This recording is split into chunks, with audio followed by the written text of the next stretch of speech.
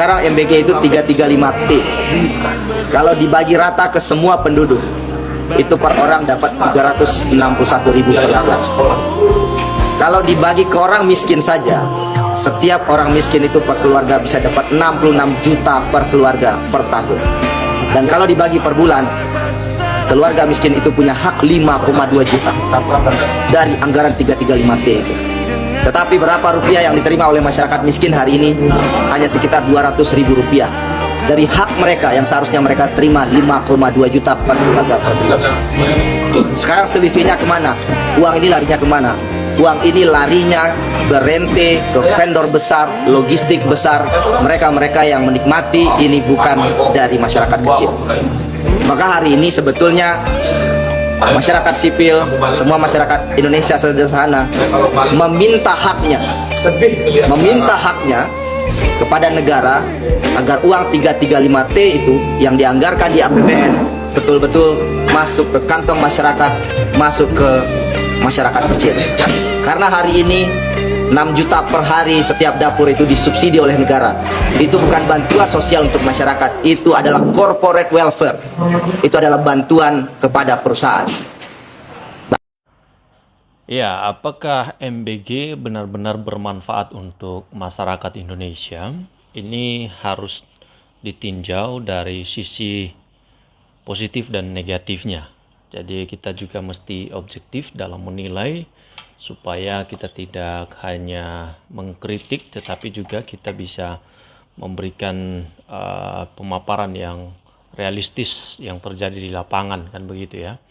Nah, teman-teman, kalau kita bicara tentang efektivitas produktifnya sebuah program, maka kita lihat realitas di lapangan seperti apa.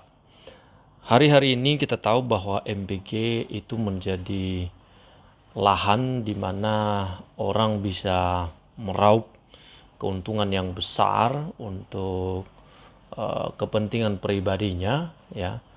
Tapi tidak bisa dipungkiri juga bahwa ada orang-orang yang tertolong di sana karena mendapatkan pekerjaan. Jadi memang ada nilai plus dan minusnya. Ini belum masuk ke sisi di mana MBG itu diterapkan ke siswa-siswi yang ada di sekolah-sekolah, ya. Apakah siswa-siswi itu benar-benar memerlukan makanan gizi, makanan bergizi gratis, MBG, ya.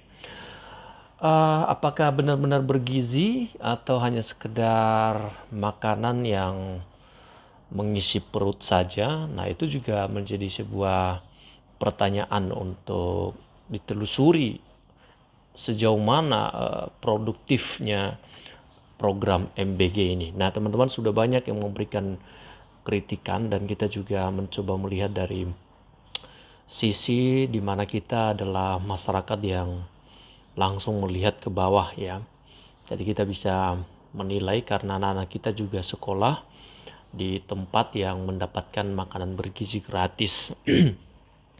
Oke, teman-teman, kita mulai dari sisi positif lah, ya. Sisi positif dari program MBG ini adalah adanya lowongan pekerjaan yang terbuka untuk masyarakat yang tidak bekerja atau belum mendapatkan pekerjaan sebelumnya, dan akhirnya karena ada dapur MBG, ada karyawan yang ditampung di sana, kemudian juga karena pasokan makanan ini kan dalam skala yang besar, petani-petani itu bisa terbantu, ya, untuk memastikan bahwa sayur mereka, daging yang mereka punya itu sudah ada, ya, sudah ada orang yang menampung, yaitu MBG. Jadi ini adalah sisi positifnya. Kalau kita bicara gizinya, ini juga masih belum bisa dibuktikan. Gizinya ya ada tapi tidak signifikan karena setiap makanan mengandung gizi lah, ya. Apakah takaran gizinya itu tinggi apa tidak, itu tergantung. Tapi kalau kita lihat menu makanan yang disajikan langsung ke sekolah-sekolah, tempe yang setipis tisu kali, ya. Kalau ibaratkan seperti itu, sangat tipis. Kemudian telur,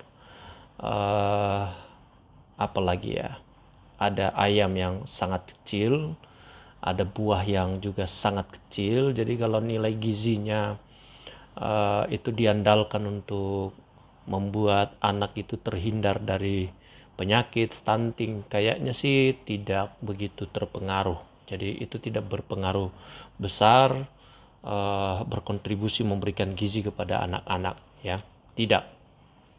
Karena nilai yang mereka terima di lapangan itu sangat kecil ya, karena dipotong vendorsnya,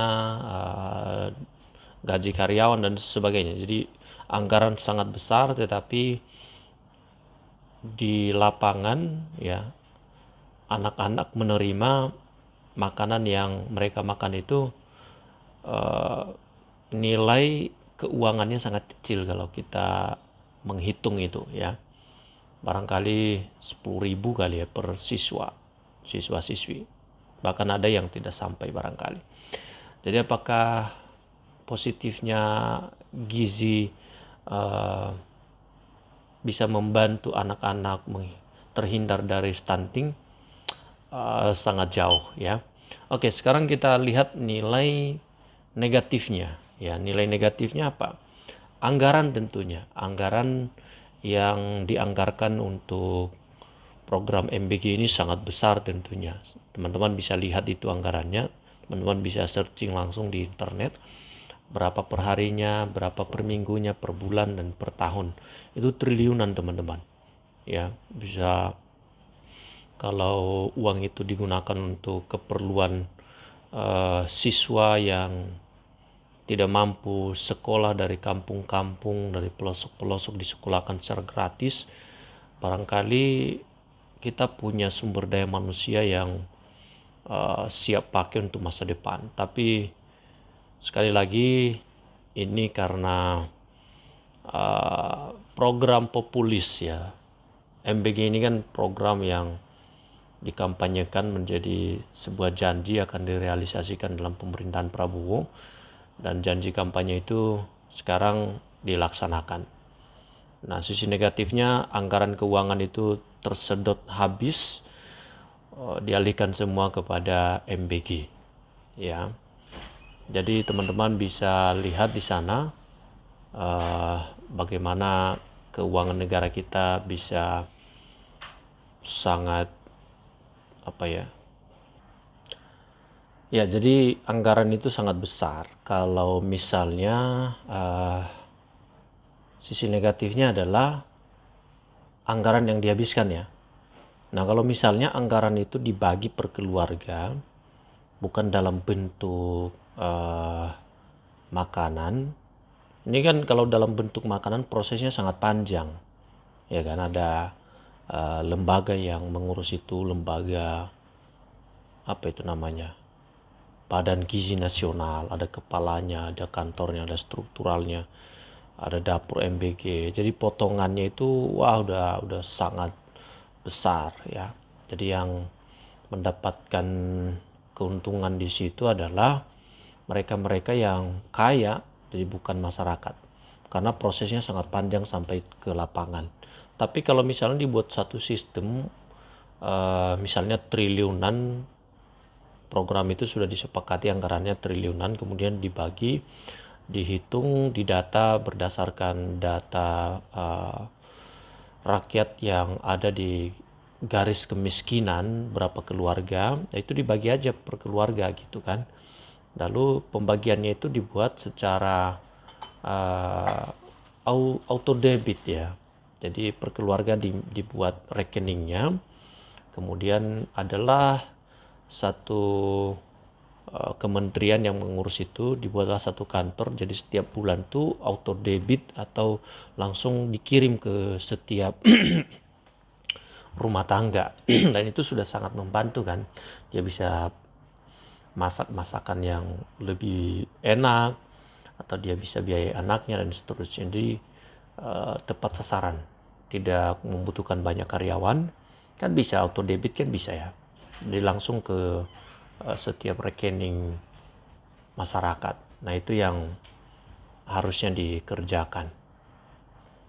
Jadi itu ya teman-teman, beban anggaran fiskal yang masif dan beresiko potensi pembengkakan defisit anggaran negara atau pengalihan dana dari sektor krusial lain seperti infrastruktur atau subsidi energi atau juga tadi soal pendidikan ya. Sangat luar biasa ya. Nah, teman-teman, ada juga standar kualitas makanan yang tidak merata antara daerah perkotaan, daerah terpencil, dan ini banyak sekali resiko kebocoran anggaran atau lahan-lahan korupsi di tingkat distribusi lokal. Itu tidak bisa dipungkiri ya, sangat rentan sekali ya. Jadi teman-teman, negatifnya itu banyak lah ya. Belum lagi soal higienitas makanan itu sendiri ya. Jika standar dapur atau kebersihan tidak terjaga, ada risiko keracunan makan massal atau kontaminasi yang berdampak buruk bagi kesehatan anak-anak yang tadinya diprogramkan bergizi sekarang menjadi racun bagi tubuh anak-anak itu, yang tadinya untuk mencegah stunting justru menyebabkan stunting ya. Itu yang terjadi, itu realitanya. Jadi teman-teman, kalau kita bicara soal ekonomi lokal ya, jika pengadaan bahan baku hanya berpusat pada distributor besar, pedagang pasar tradisional kecil bisa kehilangan pelanggan. Orang tua yang biasanya memasak sendiri di rumah, jadi dia berdampak juga itu. Oke, teman-teman, bagaimana menanggapi MBG ini? Silakan teman-teman tulis di kolom komentar juga ya.